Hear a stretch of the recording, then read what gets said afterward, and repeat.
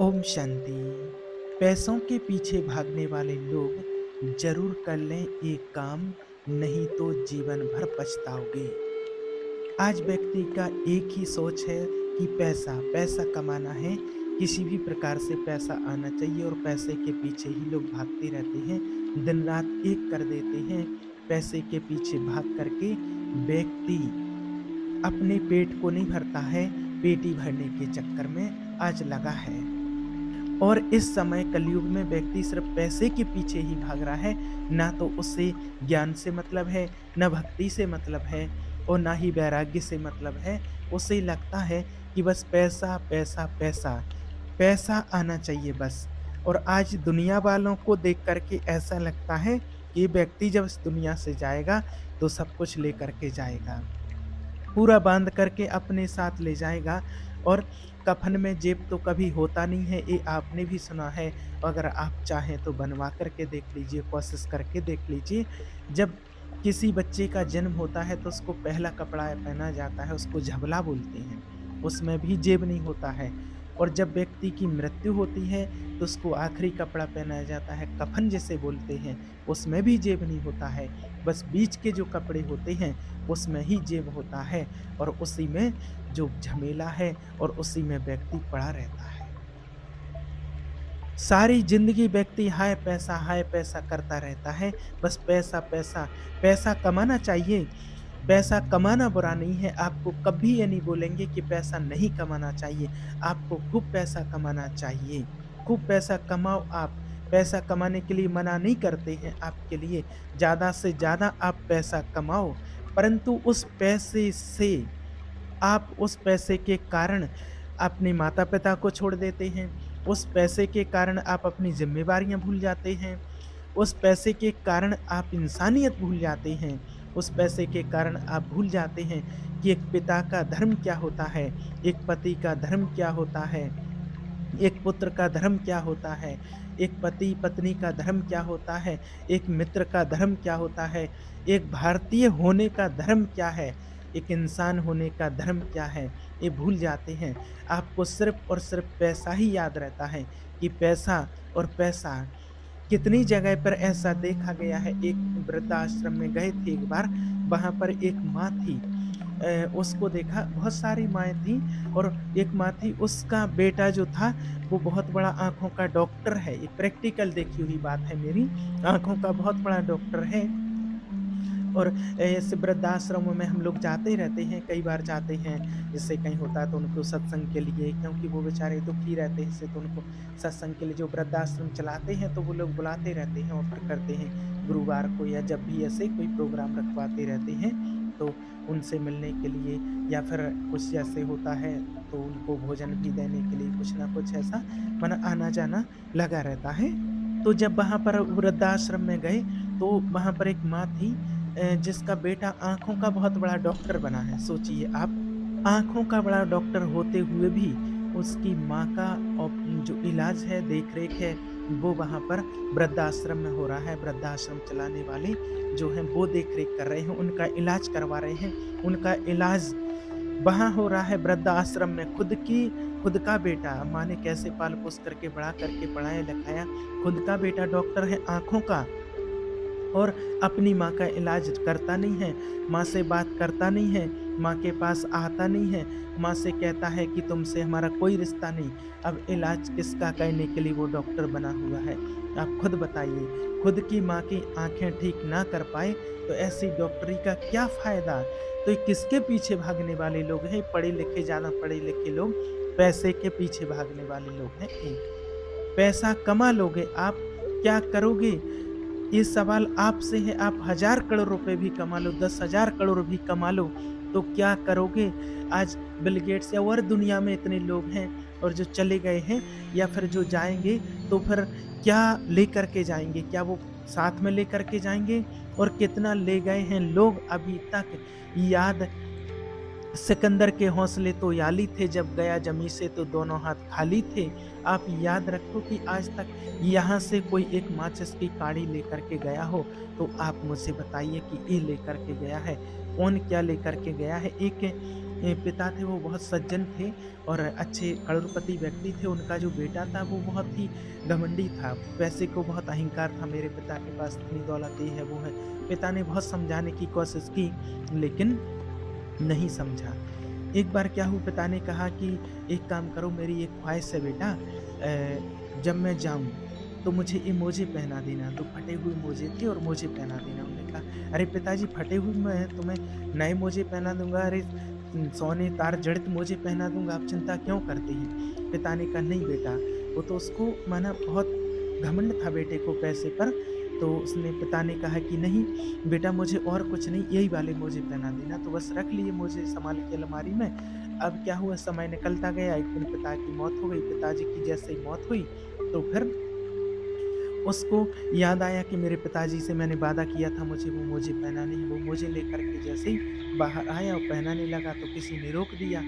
जब किसी ने रोक दिया तो उन्होंने कहा, क्यों ये नहीं पहना सकते हो आप? बोले, नहीं, मेरे पिताजी ने मुझसे बोला था, मेरे पिताजी ने मुझसे बोला था कि आखिरी वक्त मेरी एक ख्वाहिश पूरी कर देना, मुझे ये मोजे पहना देना। तो फिर वो कहने जिद करने लगा कि नहीं नहीं, ऐसा विधान नहीं है। जब ज़्यादा लड़ाई झगड़े से बातें चीतें होने लगी, बाद बाद में बात आ गई तो वहाँ के ब्राह्मण लोग आ गए, कुछ वेद पुराणों का ज्ञान देने वाले आ गए, नहीं ये विधान नहीं है और आप नहीं, ये व्यक्ति कुछ भी लेकर के कपड़े पहन करके नहीं जाया जाता है, ऐसा माना वातावरण बनने लगा।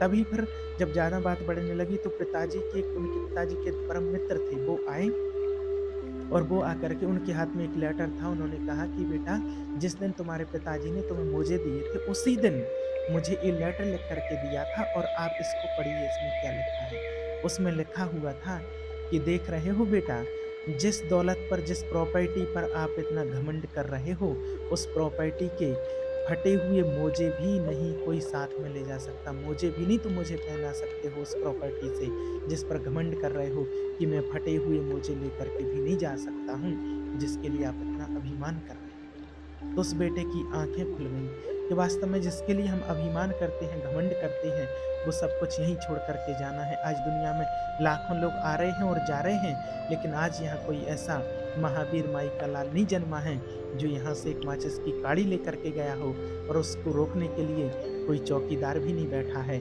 भगवान की ऐसी विधि विधान बना हुआ है, कौन लेकर के आज तक गया है? अरे इंसानियत सिर्फ संग में जाती है, ईमानदारी सिर्फ संग में जाती है। आपके द्वारा किया गया अच्छा कर्म ही आपका साथ देता है। एक दिन सबको यहाँ से जाना है। अब बड़ी बड़ी हस्तियाँ थीं, स्वामी विवेकानंद जैसे महावीर हस्तियाँ थीं, वो भी चले गए, हम और आप भी यहाँ से एक दिन चले जाएंगे। फर्क इतना है कि कोई मरकर भी अमर हो जाता है और कोई जिंदा भी मरे हुए मुर्दे के समान होता है। बस फर्क इतना होता है, ये अंतर है। और ये अंतर तब होता है जब व्यक्ति अपने अच्छे और बुरे कर्मों को करता है।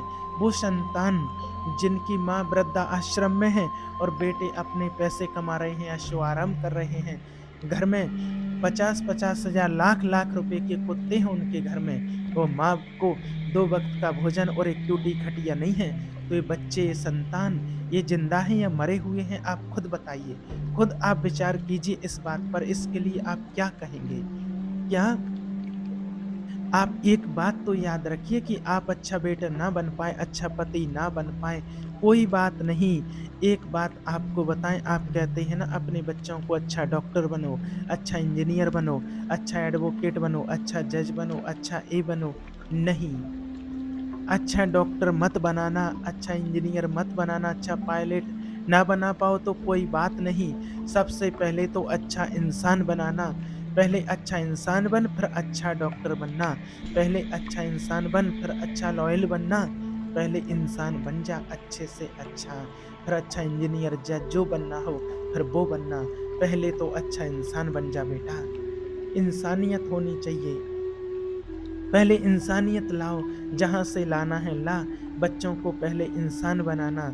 सीधा अगर डॉक्टर बना दोगे तो किडनियाँ बेचने का धंधा शुरू कर देंगे और ऐसा हो भी रहा है।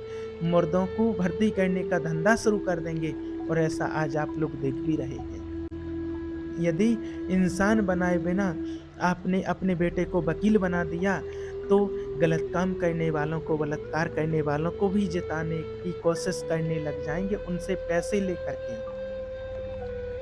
वो बेटी चीख-चीख करके कह रही है कि मेरे साथ गलत हुआ है, पर वकील कह रहा है कि तुम्हारे पास सबूत क्या है रे लड़की, खुद अपने आप में सबूत है, फिर भी उससे सबूत माँगा जा रहा है।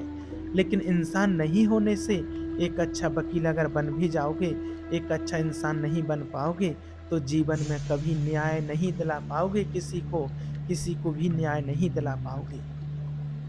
इसलिए अपनी सोच को बदलो, अगर अपना सब कुछ बदलना चाहते हो, देश को बदलना चाहते हो, तो अपनी सोच को बदलो, अपने विचारों को बदलो आप।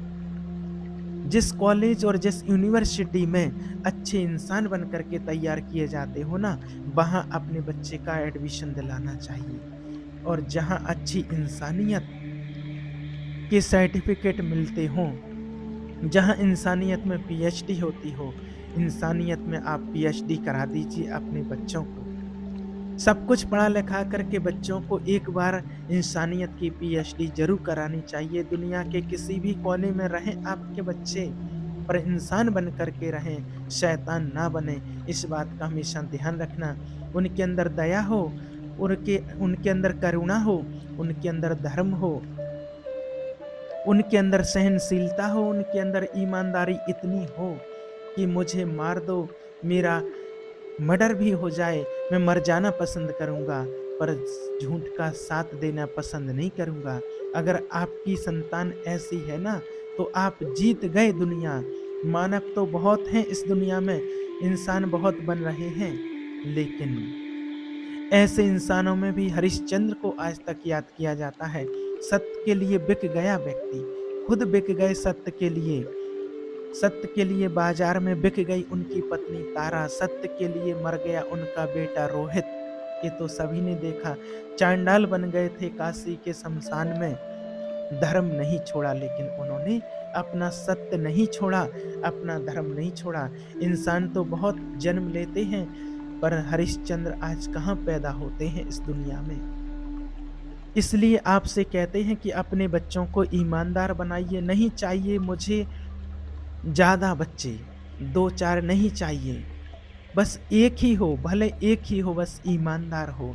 इतना ईमानदार हो कि धर्म के लिए जान देने को तैयार हो जाए, सत्य के लिए तैयार हो जाए, सत्य की रोटियाँ खाने वाला हो। और वो सत्य की रोटियाँ, झूठ की रोटियाँ यदि सोने की थाली में आती हों, बड़े से बंगले में आती हों, और सत्य की रोटियाँ एक पेड़ के पत्ते की पत्तल पर आती हों और किसी झोंपड़ी में या पेड़ की छाँव में आती हों, तो किसी पेड़ की छाँव में बैठ कर के पत्तल पर रोटियाँ खा लेना, पर सोने की थाली में किसी बड़े से बंगले में, महल में बैठ कर के बेईमानी की रोटियाँ मत खाना। वो ईमानदारी की रोटियाँ पत्तल पर और पेड़ की छाँव में बैठ कर के खा लेना। ये संस्कार आपको अपने बच्चों को देने पड़ेंगे, ये संस्कार आपको देना पड़ेगा। कितनी दौलत है आपके पास आपको पता है। एक कोई नहीं जानेगा दौलत वालों को। आप जाएँगे जब इस दुनिया से, आपकी कभी जयंती नहीं मनाई जाएगी कि आपकी जयंती मनाई जाए। और आज तक जितने गए हैं किस-किस की जयंती मनाई जाती है।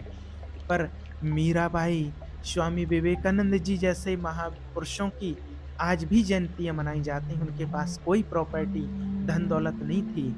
अच्छे-अच्छे रईस गए हैं इस दुनिया के और पैसे वाले और चले जाएँगे, लेकिन दुनिया उनकी जयंती नहीं मनाती है और ना कभी मनाई जाएगी। इसलिए आपसे कहते हैं कि धन वालों को इतिहास याद नहीं रखता है, अच्छे संस्कार वालों को, सत्य के लिए दिए गए बलिदान को लोग याद रखते हैं, दुनिया उनको याद रखती है। जयचंद लोग भी थे उस ज़माने में, जयचंद जैसे धोखा देने वाले भी थे, तो जयचंद जैसा धोखा देने वाला एक तरफ था, तो पृथ्वीराज चौहान भी तो थे उस टाइम पर। अच्छाई और बुराई इस सृष्टि पर सदा से ही है। जब से ये पृथ्वी बनी है ना, तब से ही अच्छाई और बुराई इसमें दोनों ही रहती हैं। दोनों हैं, बस फ़र्क इतना है कि आप किसके साथ खड़े हैं, आप किसका साथ दे रहे हैं। सेना 2 हैं, पांडवों की और कौरवों की। 2 सेना हैं, आप किसका साथ देना चाहेंगे? भगवान किसके साथ खड़े हैं, कौरवों के या पांडवों के? कौरवों के साथ नहीं, पांडवों के साथ। क्यों? क्यों खड़े हैं पांडवों के साथ? क्योंकि पांडवों के पक्ष में धर्म है, पांडवों के पक्ष में सत्य है। इनके पक्ष में ऐसा कोई व्यक्ति नहीं जो भरी सभा में किसी नारी को निर्वस्त्र करने की कोशिश करता हो। ऐसा कुछ नहीं है। और भगवान उन्हीं का साथ देते हैं।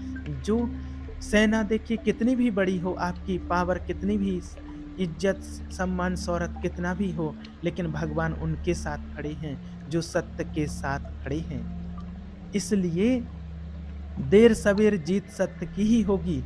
छोड़ दो गलत रास्ते पर चलना, छोड़ दो गलत रास्ते और छोड़ दो गलत काम।